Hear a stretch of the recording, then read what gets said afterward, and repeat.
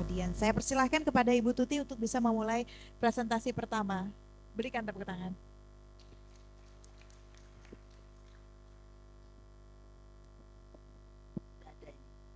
Baik, terima kasih Mbak Syafinas. Angel jenenge ya. Terima kasih Bapak yang saya hormati. Selamat pagi. Assalamualaikum warahmatullahi wabarakatuh.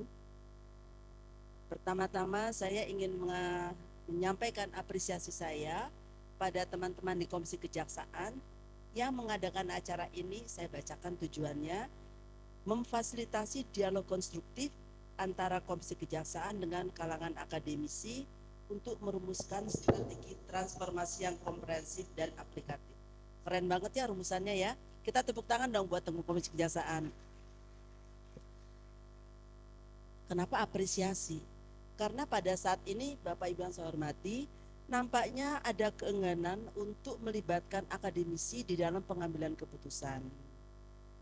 Yang disampaikan dari kampus itu biasanya diabaikan, dan nampaknya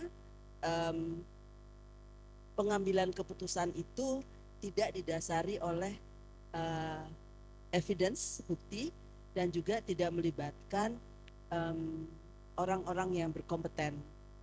Dan ini juga nampaknya, mohon maaf, penempatan pejabat juga acap kali tidak didasari oleh kompetensi dan experience dari yang diletakkan dalam jabatan tersebut. Dan ini tentu saja membuat kami orang-orang kampus menjadi gelisah. Mau dibawa kemana kita? Kalau yang mimpin tidak tahu apa yang harus dipimpin, kira-kira gitu. Tapi Komisi Kejaksaan tentunya tidak seperti itu ya. Saya kira. Oke, baiklah. Saya dikasih judul yang rada repot ini ya, filosofi dan substansi KUHP dan apa implikasinya pada penuntutan. Slide pertama. Ini saya membicarakan mengenai apa sih yang melandasi KUHP, terutama yang berkaitan dengan pidana dan pemidanaan. Mbak, aku berapa lama waktunya?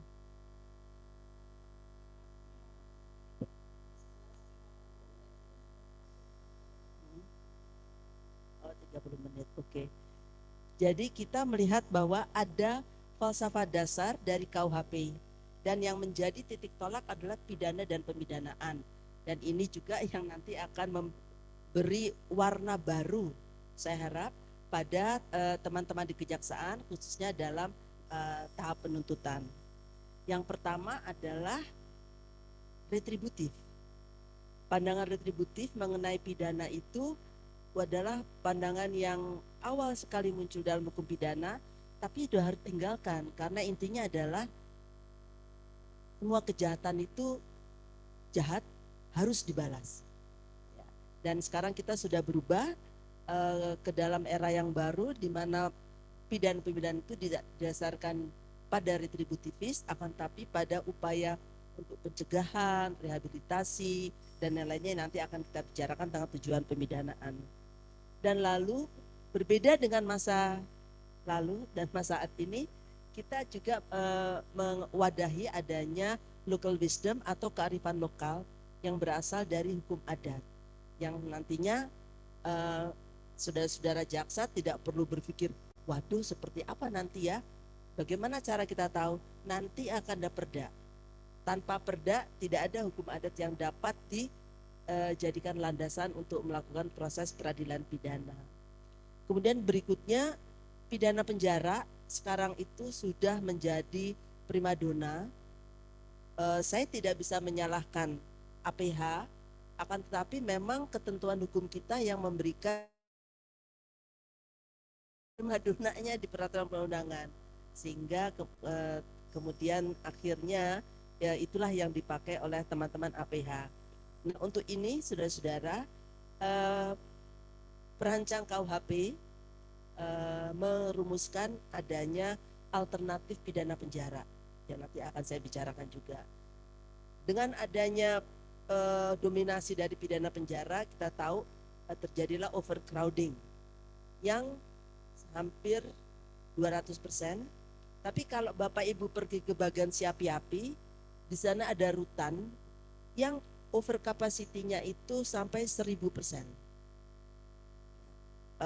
Seingat saya kapasitasnya cuma 80 atau 90, tapi isinya sudah hampir 1000 ya. Jadi ini sangat memprihatinkan kita semuanya.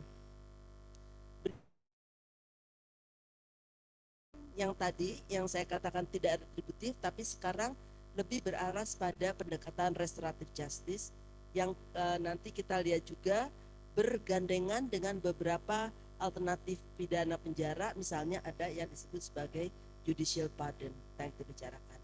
Dan teman-teman jaksa juga harus mengubah rentutnya, karena pidana itu tidak sama buat semua subjek hukum pidana, tapi juga yaitu yang berkaitan dengan orang dewasa, dengan anak, dan dengan korporasi. Dengan karena keterbatasan waktu, anak dan korporasi nanti saya serahkan kepada Pak Arif dan Pak Panto mungkin ya nanti ya. Nah, next slide. Ini adalah kebaruan yang ada di dalam pidana dan pemidanaan.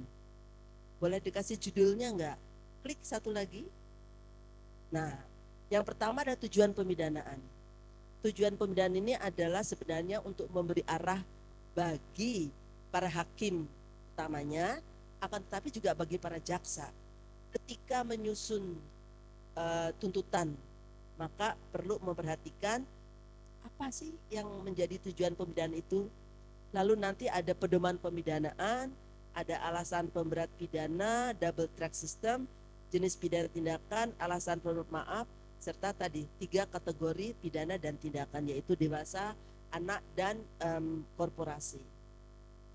Slide berikutnya, ini adalah next slide, faktor-faktor tujuan. Salah ini ngetik.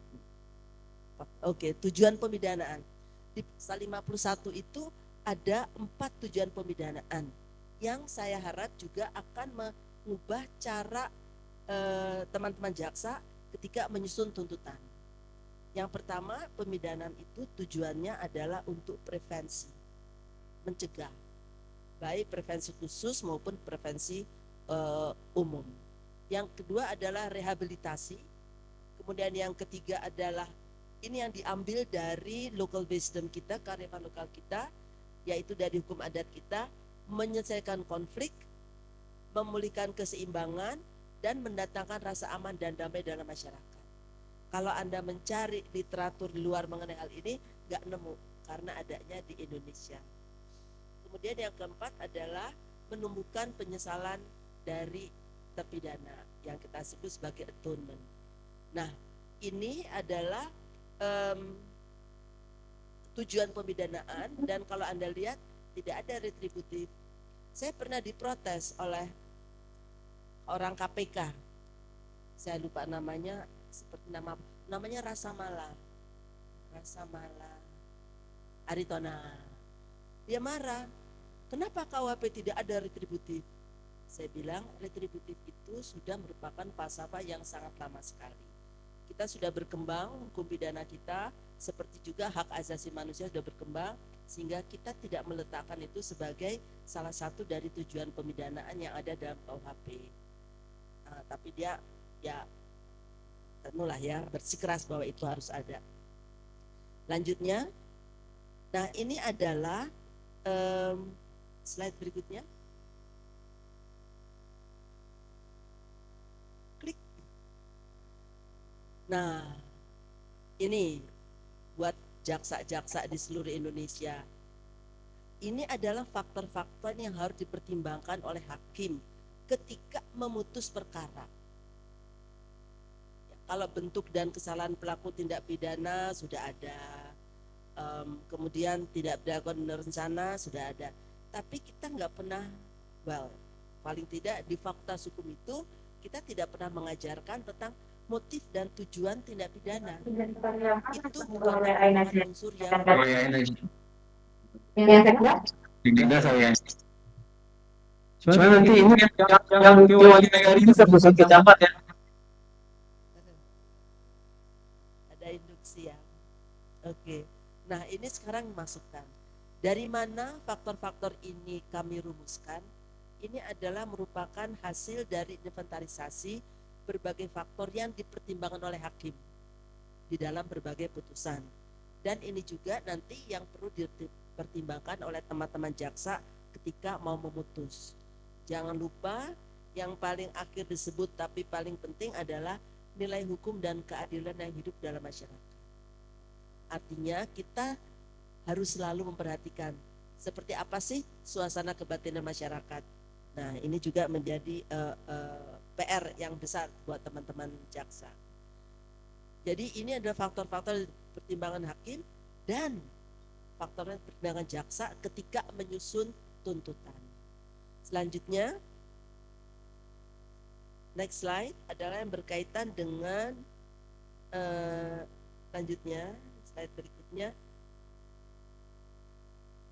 Oke, nah ini adalah satu kebaruan, sesuatu yang tidak pernah sebelumnya diatur, yaitu di mana kita merumuskan pedoman agar pidana penjara tidak dijatuhkan. Akan tetapi tentu saja tidak semua tindak pidana yang bisa menikmati kebaruan ini. Kalau terdakwa adalah anak, nah itu kita sudah temukan di dalam Undang-Undang 11 nomor 2 tahun 2012 tentang penyelesaian pidana anak. Nah, terdakwa berusia di atas 75 tahun. Kayaknya di sini nggak ada ya, 75 tahun. Tapi bukan berarti kalau melakukan semua tindakan bisa, karena ada batasannya nanti.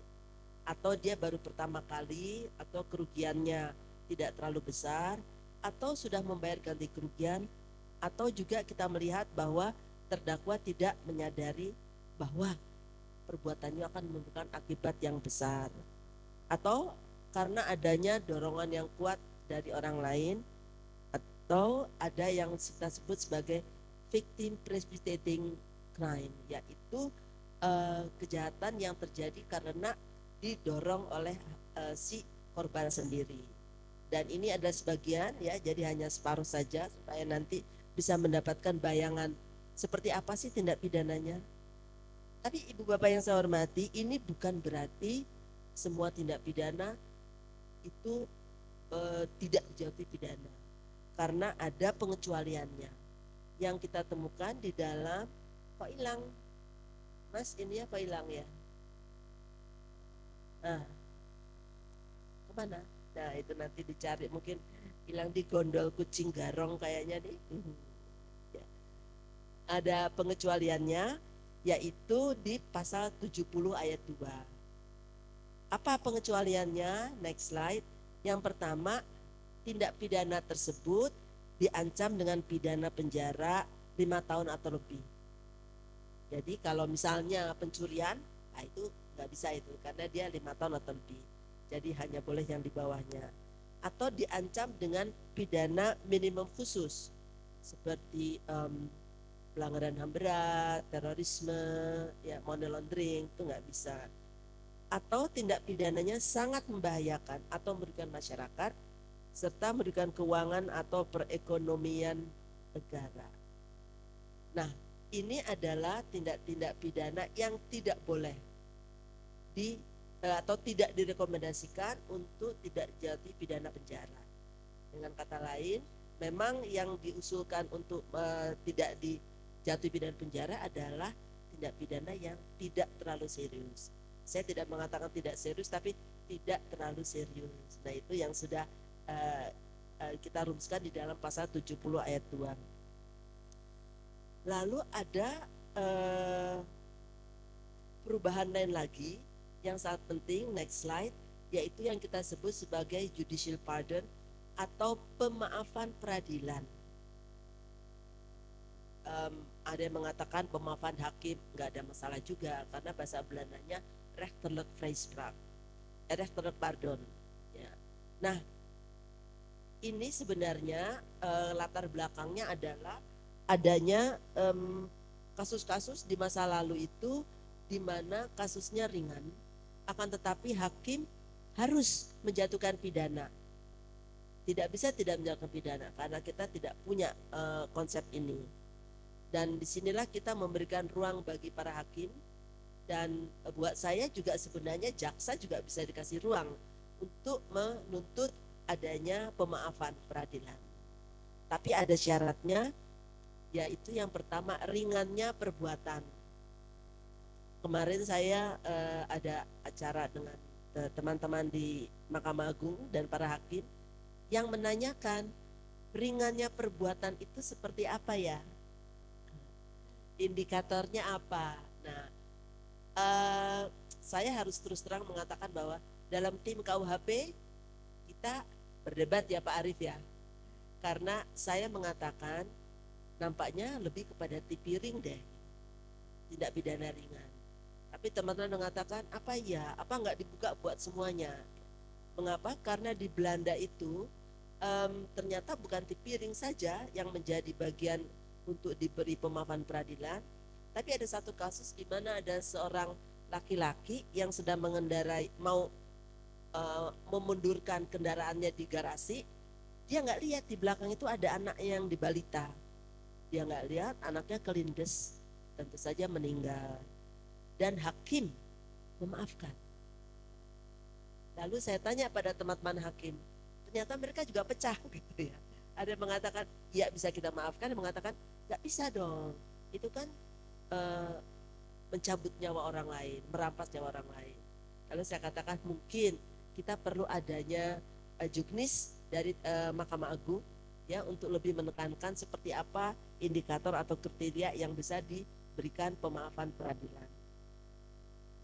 Nah, berikutnya adalah tentang yang tadi saya sebutkan sebagai strategi baru. Ini PR yang luar biasa bagi teman-teman jaksa.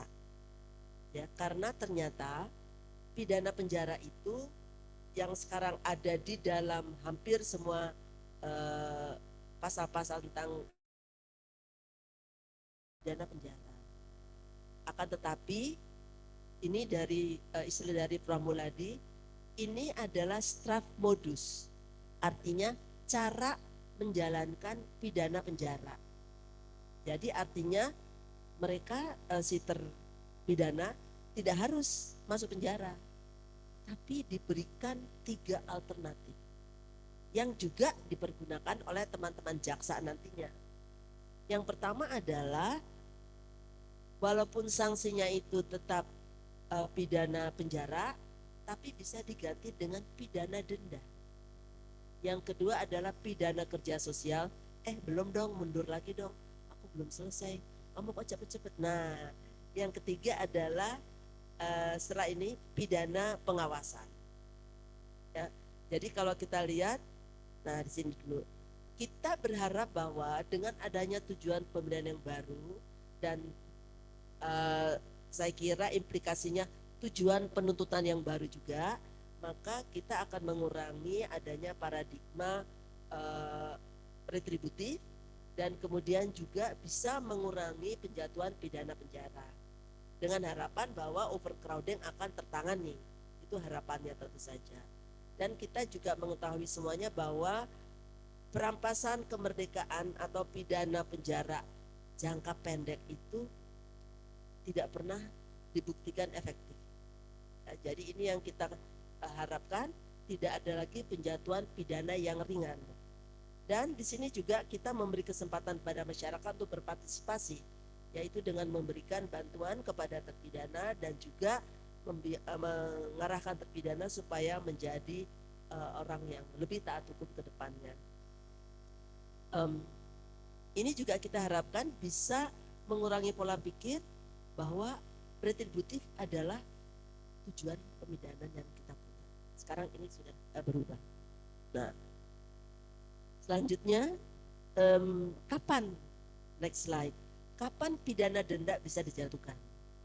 Teman-teman sudah deg-degan, jangan-jangan nanti ini jadi wani piro ya gitu.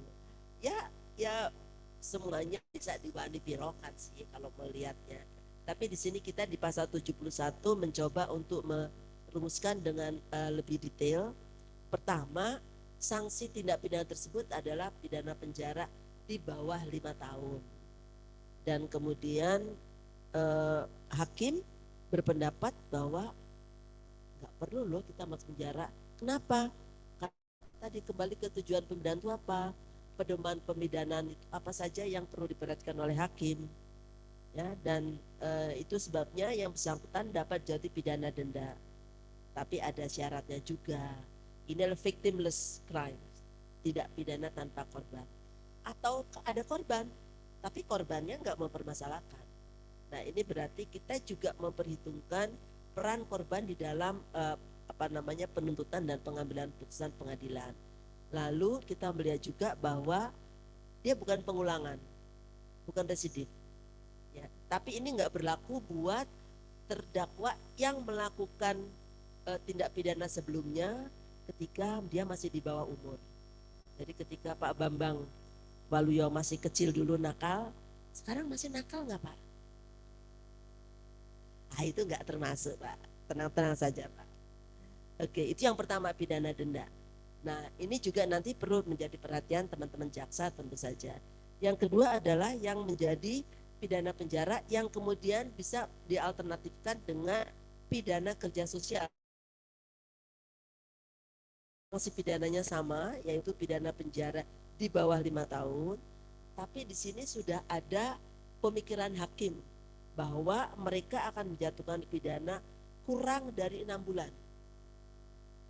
Atau denda kategori 2. Nah, sekarang itu denda tidak dirumuskan besarnya dalam setiap pasal, tapi yang dirumuskan adalah hanya kategori. Nanti kita akan bicarakan.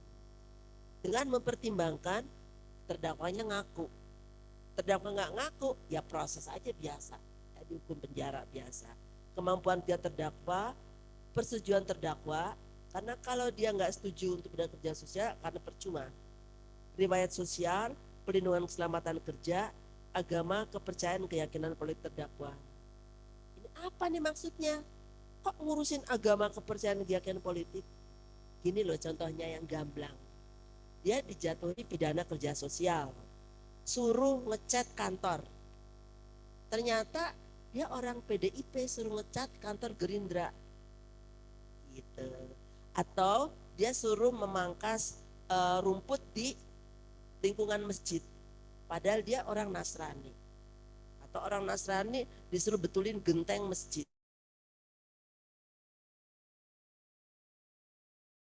Untuk pedoman agar jaksa dan hakim ketika menuntut atau memutus itu juga merekam tersebut. Dan kemudian kemampuan terdakwa membayar pidana denda. Ya. Nah, ini adalah pidana kerja sosial. Yang ketiga itu pidana pengawasan. Pidana pengawasan ini ada persamaannya dengan pidana percobaan yang ada dalam pasal 14 KUHP sekarang. Hanya memang ada sejumlah hal yang sekarang sedang disusun PP-nya, peraturan pemerintahnya. Ini sanksi pidananya adalah maksimal 5 tahun, bukan di bawah 5 tahun, dan kemudian ada syarat khusus, ya hampir sama.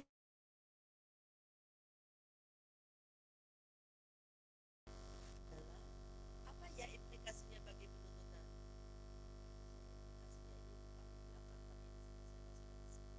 Yang pertama adalah para jaksa di seluruh Indonesia, jumlahnya ada berapa ya? Jaksa Pak? 8.000? 8.000-an. Itu harus mempertimbangkan tujuan pemidaan yang diatur dalam pasal 51.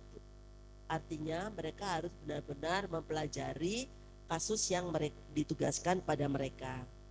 Lalu mereka juga mau tidak mau ini nanti ada mempertimbangkan beragam faktor yang ada di pasal 54. Dan nampaknya teman-teman Komjak itu juga perlu menyusunkan draft untuk perja.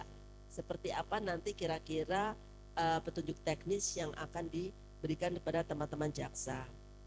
Kemudian juga mempertimbangkan faktor-faktor kapan pidana penjara itu tidak sedapat mungkin tidak dijatuhkan. Lalu pemaafan peradilan, ini boleh loh jaksa mengajukan pemaafan peradilan. Sekarang kan ada jaksa yang menuntut bebas. Nah, ini pemaafan juga berarti dibolehkan. Lalu, nah ini yang menurut saya penting sekali buat teman-teman jaksa, yaitu ketika ada 3 alternatif pidana penjara tadi, denda, pidana kerja sosial, dan pidana pengawasan. Saya berpendapat bahwa akan lebih membuat para jaksa merasa secure, merasa aman, ya, dan tegas apabila dibuatkan pedomannya oleh Pak Jaksa Agung. Jadi tadi yang dari Kejaksaan Agung, mohon nanti dibantu teman-teman jaksa supaya mereka tidak merasa insecure. Wah, jangan-jangan kalau aku menuntut bukan pidana penjara, nanti saya dianggap KKN, ya, dianggap wani piro, atau kemudian mengalami eksaminasi oleh kejaksaan. Nah, ini yang menurut saya perlu diberikan rambu-rambu yang lebih tegas di lapangan. Berikutnya adalah kategori pidana dan tindakan. Next slide please. Nah, ini.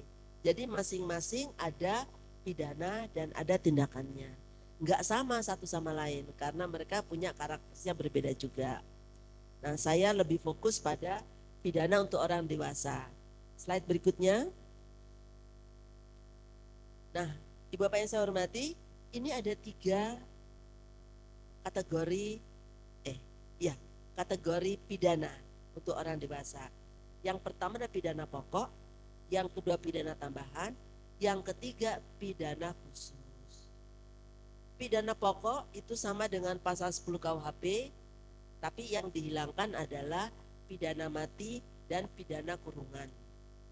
Nah, kemudian ditambahkan pidana pengawasan dan pidana kerja sosial. Yang itu akan menjadi, yang tadi saya katakan, harus menjadi alasan, harus menjadi dasar dari Kejaksaan Agung ketika menyusun perja mengenai hal ini. Nah, yang kedua pidana tambahan. 3 yang pertama sudah kita temukan di dalam KUHP sekarang. Tapi 3 berikutnya kita rumuskan berdasar kasus-kasus yang muncul di lapangan. Misalnya adanya ganti rugi. Saya kira semua ingat ya kasusnya First Travel yang merugikan miliaran para jemaah yang mau umroh, tapi ternyata tidak bisa dikembalikan karena nggak ada pidana ganti rugi ini, ya. Nah, oleh sebab itu kita masukkan di sini. Kemudian kita masukkan juga pencabutan izin tertentu dan kemudian yang berkaitan dengan pemenuhan kewajiban adat. Kalau ada yang bertanya, kapan harus dilakukan pemenuhan kewajiban adat? Apa bentuknya? Ini semua kami harapkan akan diatur dalam perda masing-masing daerah. Tanpa adanya perda, teman-teman kepolisian dan kejaksaan dan pengadilan tidak bisa bergerak, ya, karena kita masih menganut azas legalitas. Memang sebelumnya perda ini tidak ada, akan tetapi kita khawatirkan apabila living law diberlakukan tanpa perda, maka akan banyak terjadi gugatan pra peradilan buat teman-teman APH. Lanjutnya, sorry, mundur lagi, saya lupa tadi. Pidana mati bukan lagi pidana pokok, tapi menjadi pidana khusus yang dituntutkan secara alternatif dan ada masa percobaan 10 tahun. Percobaan itu bukan berarti digantung kira-kira mati nggak ya? Kalau ditembak mati nggak gitu. Tapi di penjara selama 10 tahun. Dan kalau ia melakukan perbuatan yang terpuji, wah ini harus melibatkan Pak Puji terus nih. Yang terpuji itu maka dia bisa diubah menjadi pidana seumur hidup. Pidana seumur hidup bisa menjadi pidana 20 tahun? Bisa. Tapi dia harus menjalani dulu 15 tahun. Ya, ini ada aturan-aturannya. Nah, ini contohnya, slide berikutnya. Oh, nah ini penting sekali buat teman-teman jaksa. Kan sekarang ada perumusan sanksi pidana yang tunggal dan alternatif. Kalau sanksi pidana alternatif seperti yang sekarang ada, misalnya di pasal 362 KUHP itu, pencurian itu sanksinya adalah penjara 5 tahun atau denda, saya lupa, sekian puluh ribu. Tapi nggak pernah jaksa menuntut pidana denda, itu nggak pernah. Hakim nggak pernah. Nah, sekarang ini kita rumuskan bahwa dalam hal ada sanksi alternatif, maka penjatuhan pidana pokok yang lebih ringan harus lebih diutamakan. Tapi ada syaratnya, bukan berarti semuanya harus mencari yang lebih ringan, yaitu setelah mempertimbangkan tujuan pemidanaan. Ya, dan kemudian faktor-faktor yang tadi ada di dalam pasal 70. Jadi ini yang menjadi PR juga, dan saya nggak tahu apa sejauh mana ini nanti bisa dirumuskan dalam juklak atau juknis. Contohnya adalah slide berikutnya yang ada dalam komutasi pidana penjara di pasal 69. Terpidana penjara seumur hidup dapat diubah menjadi pidana penjara 20 tahun dengan syarat sudah menjalani pidana penjara minimal 15 tahun. Jadi 15 tahun. Lalu ada kepres setelah mendapatkan pertimbangan Mahkamah Agung. Kami memang sedang diskusi mengenai keputusan presiden ini. Kenapa begitu? Karena ternyata tidak semua permohonan kepada presiden yang sekarang itu kemudian ada jawabannya. Misalnya gerasi. Kadang-kadang nggak ada jawaban sampai bertahun-tahun. Ya. Nah, itu yang sedang kita atur supaya presiden itu kan warga negara Indonesia yang juga harus tunduk pada undang-undang. Nah, ini kita nanti harapkan seperti itu adanya. Lanjutnya, tentang pidana mati, tadi sudah saya sampaikan, pidana mati, hakim menjatuhkan pidana mati dengan masa percobaan 10 tahun dengan memperhatikan sebenarnya ada 3 hal di sini. Pertama, rasa penyesalan terdakwa. Yang kedua, ada harapan dia bisa memperbaiki diri. Dan dia juga peran terdakwa di dalam tindak pidana. Kalau dia menjadi aktor intelektual, harusnya ya enggak gitu ya. Nah, ini kemudian yang harus diperhatikan oleh hakim ketika menjatuhkan pidana mati dengan masa percobaan, yang tentu saja harus dirumuskan di dalam putusan. Nah, sekarang saudara-saudara, saya mendapat membuka SDP dari pemasyarakatan dan menemukan bahwa pidana mati itu jumlahnya sekitar 534 atau 543, saya lupa. Dan di antara mereka ada yang sudah menjalani pidana lebih dari 20 tahun. Ini kami bicarakan. Buat kami ini ada pelanggaran hak asasi manusia.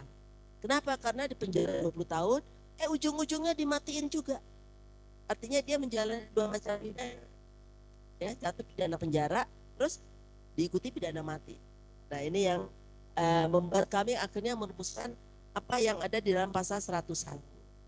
Kenapa? Karena ini menyangkut tugas kejaksaan juga ini, teman-teman Komjak. Kan yang melakukan eksekusi adalah Kejaksaan Agung. Ketika ada terpidana mati yang tidak dieksekusi, itu salahnya Kejaksaan Agung. Maaf ya jaksa-jaksa, saya jangan dicegat nanti di jalan ya. Nah, apa yang dirumuskan dalam pasal 101? Pertama, ada terpidana mati yang sudah mengajukan gerasi dan ditolak. Setelah 10 tahun sejak penolakan, ternyata dia belum juga dieksekusi. Dan itu bukan karena dia melarikan diri. Nah, untuk hal semacam ini, maka pidana mati dapat diubah menjadi pidana penjara seumur hidup, lagi-lagi dengan kepres. Jadi memang kita memberikan cukup banyak kewajiban pada presiden. Tadi dimarahin nggak ya? Nggak apa juga kan, bukan ini kan undang-undang yang bilang ya. Nah, jadi itulah yang menjadi satu respons terhadap tingginya angka terpidana mati yang tidak dieksekusi setelah waktu yang sangat lama. Nah, berikutnya adalah pidana denda. Mbak, aku masih punya waktu 30 menit ya? Oh enggak, 10 menit, pelit juga nih ya. Nah, ini lanjutnya slide. Jadi saudara-saudara yang belum, ada nggak sih yang belum pernah baca KUHP di sini, KUHP baru? Udah semua ya? Ya enggak, udah diem-diem aja deh. Nah ini next slide tentang pidana denda. Nah ini adalah kecepatan. Ada 8 kategori besaran denda. Ada di pasal 79. Minimum 50.000, kategori 1 itu 1 juta, sedangkan kategori 8 itu 50 miliar. Ya, dan itu yang ada nanti semua peraturan perundang-undangan Indonesia akan mengacu kepada tabel ini. Ya, termasuk perda. Yang ini sekarang sedang kita rumuskan seperti apa. Nah, teman-teman jaksa juga harus memperhitungkan slide berikutnya bahwa pidana itu tidak bisa ya saya tidak tahu bagaimana caranya teman-teman jaksa mengajukan tuntutan denda ya. Tapi di sini kita memberikan satu pedoman yang lebih rinci.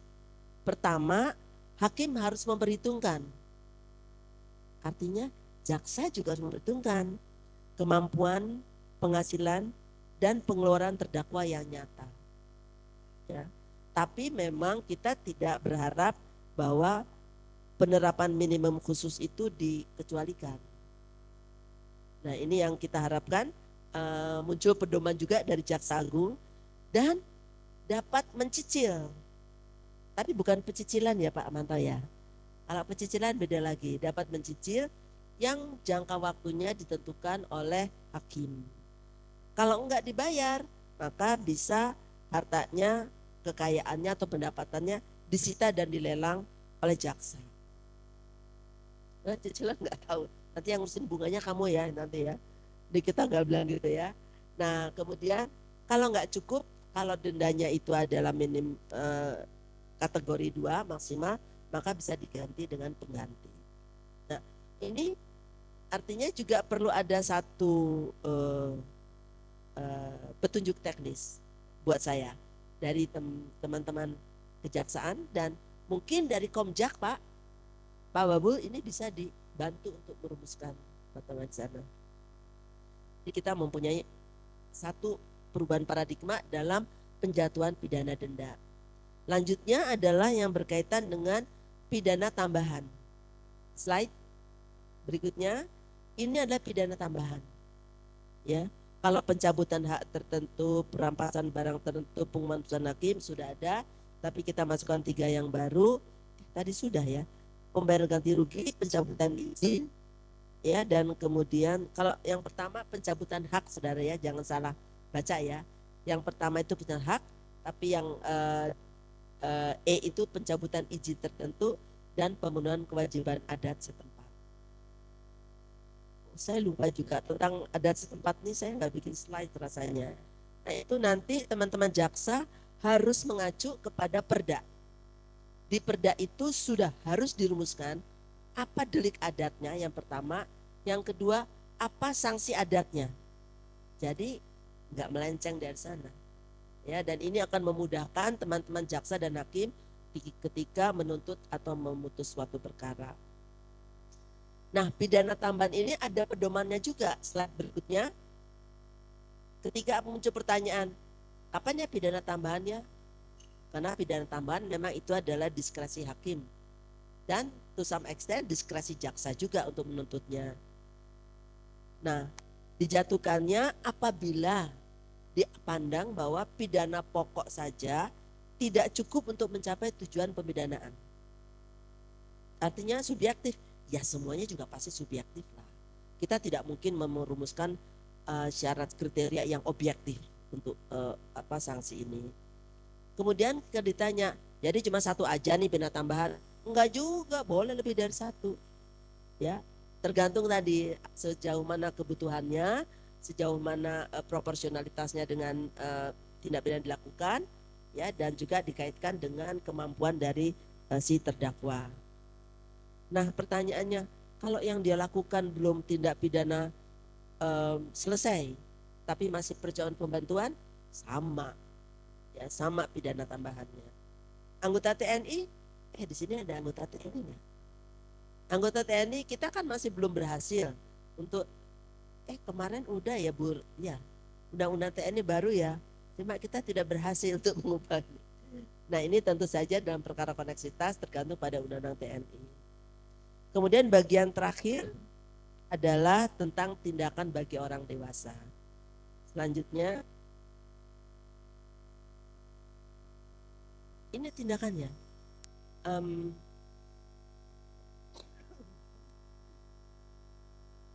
Jadi kita membuat 2 kategori tindakan. Kalau ada yang bertanya, tindakan itu apa sih Bu? Apa bedanya dengan pidana? Pidana itu pada dasarnya adalah suatu putusan yang membuat sengsara, menestapa, pain and suffering bagi si terdakwa itu. Tapi kalau tindakan intinya adalah untuk memperbaiki, make something better. Kenapa something? Karena bukan tentang someone aja, bukan tentang orang, tapi korporasi juga kita punya tindakan. Bagi anak-anak juga ada tindakan, tapi tentu saja berbeda satu sama lain.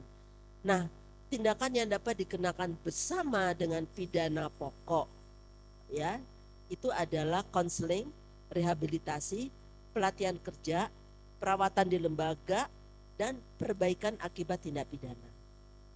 Yang semuanya juga sedang kami rumuskan dalam RPP pidana tindakan. Tapi ada juga tindakan yang dijatuhkan bagi penyandang disabilitas mental atau intelektual.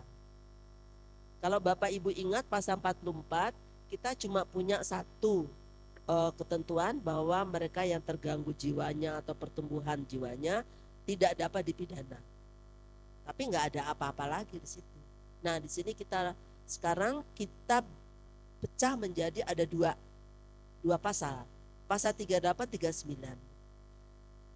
Yang mirip dengan pasal 44 adalah di pasal 39 KUHP baru, akan tetapi perbuatannya sudah diberikan satu kriteria, yaitu melakukan ketika tindak pidana itu ada kekambuhan yang akut, ya, kemudian ada indikasi psikotik dan lain-lainnya.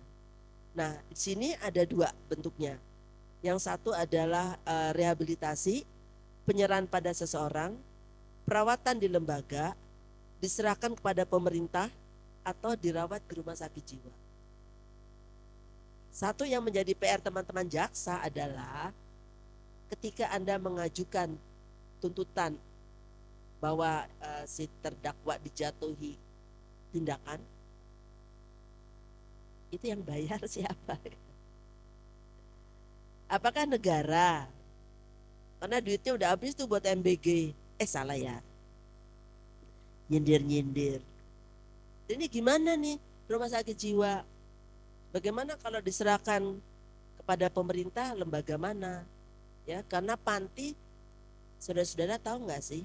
Panti yang ada di Indonesia itu yang telah terakreditasi jumlahnya cuma 58. Ya, sangat menyedihkan, ya, ini harus ditambahi, ya. Dan ini ya sedang kami susun juga penyerahan kepada seseorang. Tentu saja orangnya itu orang yang memiliki kalau perusahaan ada akreditasi yang bagus, ya, jadi bukan sembarangan orang. Nah, jadi kalau pasal tadi saya lupa, pasal 39 itu dia tidak dijatuhi pidana tapi bisa dikenakan tindakan, sedangkan yang pasal 38 orang yang melakukan tindak pidana karena menyandang disabilitas mental dan atau intelektual itu bisa dikurangi pidananya, nggak dibebaskan tapi dikurangi dan bisa dikenakan tindakan. Sedangkan yang tadi yang karena ada psikotik tadi tidak bisa dipidana tapi dikenai tindakan. Dan waktunya sudah habis, bisik-bisik Pak, sudah habis, dan ternyata kita sudah habis belum? Slide terakhir sudah habis. Terima kasih. Mana Mas? Halo. Oh iya, terima kasih. Terima kasih semuanya. Billahi taufik wal hidayah. Wassalamualaikum warahmatullahi wabarakatuh.